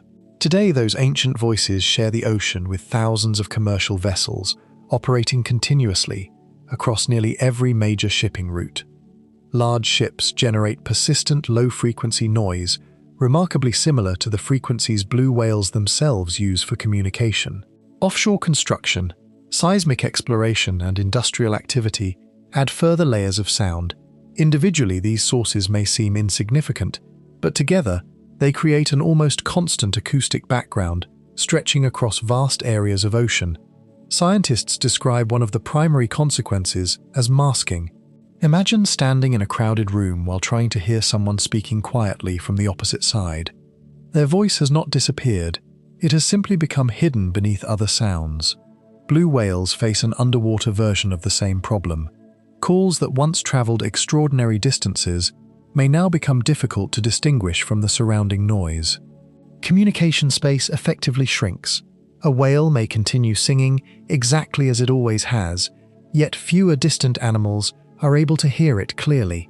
Some studies suggest whales adjust aspects of their vocal behavior under noisy conditions, while others may avoid heavily trafficked areas altogether. The result is not merely louder oceans, but smaller acoustic habitats. Places that once allowed long-distance communication gradually lose that function. Alongside these direct disturbances, another challenge is unfolding far more slowly. Blue whales do not depend simply upon the existence of krill. They depend upon where and when krill gather. That distinction is becoming increasingly important as the climate changes. The Southern Ocean remains one of the most productive marine ecosystems on Earth, yet its productivity depends upon an intricate relationship between sea ice, sunlight, wind, nutrient circulation, and ocean currents. Small shifts in these factors can alter where krill concentrate, when they reproduce, and how accessible they become to feeding whales. Some regions experience changing patterns of sea ice formation and melting. Ocean temperatures continue rising in many areas. Upwelling systems may strengthen in one place while weakening in another. None of these changes necessarily eliminate krill altogether, but they can rearrange the timing and location of dense swarms. For a predator that survives only when prey becomes extraordinarily concentrated, those changes matter enormously. A blue whale does not need an ocean containing more krill overall if that krill becomes dispersed across wider areas. Density remains the key. Modern research increasingly focuses on understanding how these shifting oceanographic conditions influence feeding success. At the same time, Antarctic krill support an expanding commercial fishery, supplying aquaculture, nutritional supplements, and animal feed. Compared with the historical abundance of krill, Current catches remain relatively small, yet scientists continue debating how future fisheries should be managed alongside recovering whale populations. The question is not simply how much krill exists, but how much remains available at exactly the times and places whales require it. Managing that balance has become an important conservation challenge. Another issue receives increasing attention, even though its long-term consequences remain uncertain. Every feeding lunge performed by a blue whale filters enormous volumes of seawater. Along with millions of krill, that water may now contain microscopic plastic particles and a variety of human-derived contaminants moving through marine food webs. Recent studies suggest baleen whales can ingest surprisingly large numbers of microplastic particles indirectly while feeding. Researchers continue investigating what this means biologically. Detecting exposure is far easier than proving specific health effects, and scientists are careful not to draw conclusions beyond the available evidence. The distinction matters. Responsible conservation depends upon understanding both what is known and what remains uncertain.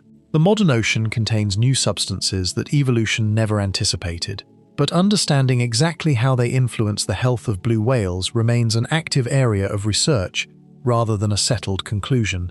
Fortunately, the same technological advances that transformed human influence on the oceans are also revolutionizing whale conservation. Satellite tags now allow researchers to follow migrations across entire ocean basins with unprecedented precision. Temporary suction cup tags equipped with cameras, accelerometers, depth sensors and hydrophones record feeding dives from the whale's own perspective, revealing behaviors that remained invisible only a few decades ago. Small biopsy samples provide genetic information without causing lasting harm, allowing scientists to identify populations, assess genetic diversity, and monitor health. Drones quietly flying above surfacing whales measure body condition by analyzing subtle changes in body shape, offering valuable insight into nutritional status without disturbing the animals. Networks of underwater hydrophones continuously monitor whale calls, identifying seasonal presence even when no ships or aircraft are nearby. Some coastal regions now combine these acoustic systems with real-time alerts sent directly to commercial vessels, warning crews when whales are detected within high-risk areas. Dynamic management zones adjust according to whale movements rather than relying solely on fixed boundaries, reflecting a growing understanding that conservation must remain as flexible as the animals themselves. Every year brings new techniques capable of answering questions that once seemed impossible. The story of blue whales in the modern ocean is therefore not simply one of decline or danger, it is increasingly a story of knowledge. We understand more about these animals today than at any point in human history. We know where they travel, how they feed, how they communicate, and where many of the greatest risks occur. Most importantly, many of those risks are not inevitable.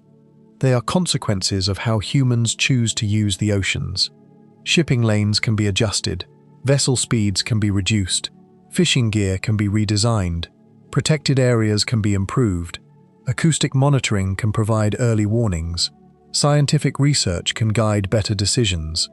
Unlike the industrial whaling of the last century, these challenges are not driven by a deliberate attempt to remove blue whales from the ocean. They are unintended consequences of sharing the same environment. That distinction offers something previous generations did not possess: the opportunity to solve problems before they become irreversible. Yet, understanding why those solutions matter requires looking beyond the whales themselves. The disappearance of blue whales would not only mean losing one extraordinary species, it would mean removing one of the great architects of the ocean's living systems, a role scientists have only recently begun to understand. The whale that first appeared on the horizon seemed almost separate from the world around it. It rose through an empty ocean, breathed once beneath an open sky, and disappeared again beneath the surface, carrying with it the illusion that it was simply another remarkable animal moving through an unimaginably large sea. By now, that illusion has disappeared. Every chapter of its life has revealed another hidden connection.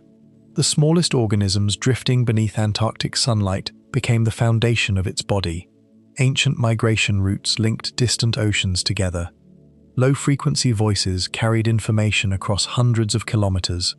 A mother's feeding season became the growth of her calf months later.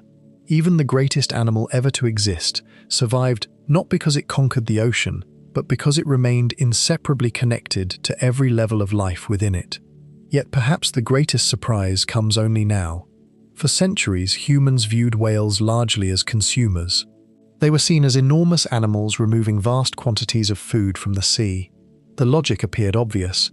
A creature weighing well over 100 tons must surely place immense pressure upon the ecosystem supporting it. The more whales there were, the more krill they must consume. Remove the whales, and perhaps more food would remain for everything else. It seemed perfectly reasonable. It was also almost certainly incomplete. During the past few decades, marine scientists have begun uncovering a far more complicated picture. Blue whales do not merely take energy from the ocean. Throughout their lives, they continuously move, recycle, and redistribute it. In doing so, they help maintain some of the very ecosystems that sustain them. One of the most elegant examples begins with something few people would ever imagine discussing, in a documentary about the largest animal on Earth, whale waste. It hardly sounds like the foundation of one of the ocean's most important ecological processes, yet that is exactly what it is. Every feeding season, blue whales consume extraordinary quantities of krill, rich in nutrients gathered from highly productive polar waters. As those nutrients pass through the whale's body, they are not simply removed from the ecosystem. A significant portion returns to the upper layers of the ocean through nutrient-rich fecal plumes released near the surface after feeding dives. These plumes contain important elements, including iron in some regions, that microscopic phytoplankton require for growth. This process has become known as the whale pump. It works because blue whales regularly feed at depth before returning to the surface to breathe. Each dive transports nutrients upward through the water column, counteracting the natural tendency for many valuable elements to sink slowly toward the deep ocean. Instead of allowing those nutrients to remain locked beneath the surface, whales recycle them back into the sunlit zone where phytoplankton can use them once again. The significance of this becomes much clearer when viewed from the perspective of the entire ecosystem. Phytoplankton are not simply tiny drifting plants. They form the foundation of nearly every marine food web. Through photosynthesis, they convert sunlight into living matter while producing a substantial proportion of the oxygen entering Earth's atmosphere. Zooplankton feed upon phytoplankton. Krill feed upon phytoplankton. Fish feed upon krill. Seabirds, seals, squid, and whales all depend, directly or indirectly, upon this microscopic world. When whales help recycle nutrients supporting phytoplankton, they may also be strengthening the very base of the marine ecosystem itself. In other words, every blue whale is not only supported by the ocean, it also helps support the ocean in return. Their influence extends far beyond a single feeding ground. Throughout the year, blue whales transport nutrients horizontally across enormous distances as they migrate between polar feeding regions and lower latitude breeding areas. Energy gathered in Antarctica does not remain in Antarctica. It travels within the bodies of migrating whales before eventually entering completely different ecosystems through waste products, reproduction, and ultimately, death. Few animals move nutrients across such extraordinary spatial scales. A blue whale becomes a living bridge connecting distant oceans separated by thousands of kilometers. This movement of nutrients represents another reminder that migration is about far more than simply traveling from one place to another. Every journey carries part of one ecosystem into another. Perhaps nowhere is this more dramatic than at the end of a whale's life. Eventually, every blue whale dies. Sometimes old age arrives. Sometimes disease, injury, or accident brings life to an earlier conclusion. Whatever the cause, gravity eventually begins pulling the enormous body downward. Slowly it sinks through the water column, descending beyond the last traces of sunlight into darkness that has existed undisturbed for millions of years. For organisms living on the deep seafloor, food arrives only rarely. Most survive on tiny particles of organic material drifting down from above like underwater snow. Then, perhaps only once in decades, an entire blue whale descends into their world. Scientists call these events whale falls. To the creatures living in the deep ocean, a whale fall is not merely another carcass. It is an ecological revolution. The impact begins immediately. Sharks and large scavenging fish remove soft tissues during the first stage. Soon afterwards, enormous sleeper sharks, hagfish and crustaceans join the feast. As decomposition continues, specialized organisms arrive that exist almost nowhere else.